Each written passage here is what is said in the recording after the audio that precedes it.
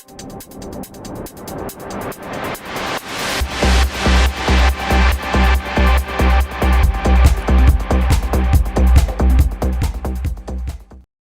this is Just Talking to Rick. I'm Rick Wilson, the owner of the Wilson Practical Defense website and currently the Senior Curriculum Advisor at KPC Self-Defense in Edmonton. We're talking about self-defense, and again, Mark McYoung's book, The Name of Self-Defense. Buy it if you want some much more fleshed out information than what I'm providing you here. Again, I'm not quite into what the law says and how to look at it, how they might be seeing it. We're just looking at the build-up before you can even get there. We talked about articulation. We talked about a number of different things. One of the things you have to really understand is, and this is where I mentioned earlier, interpretation.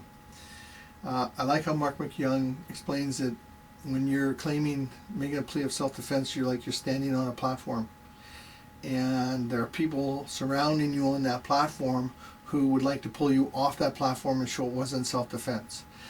There was an article recently on Facebook where an armed robber, an 18-year-old, was actually holding people at gunpoint. He's out on bail from armed robbery.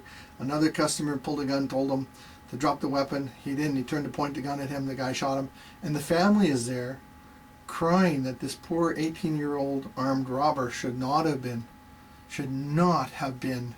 charged with shot. So people are going to want to pull you off this self-defense platform. As Mark McYoung says, how much damage you've done makes the platform this smaller. You're going to have people out there who will say there's never a reason to use violence. Okay? They haven't read history, but they're going to believe that. And if they're in your jury pool, you have to actually show them that, hey, I don't believe, and I tried everything I could not to solve this with violence, but it was the only reasonable way out. And that becomes very difficult if you don't meet certain criteria. And the first one I'm going to put it in is, let's say you're in a situation, boom, boom, boom, you defend yourself. And I'm going to say, leave out the parts you've actually legally defended yourself. And somebody turns and says, wow, you really gave him. I say, yeah, he deserved it.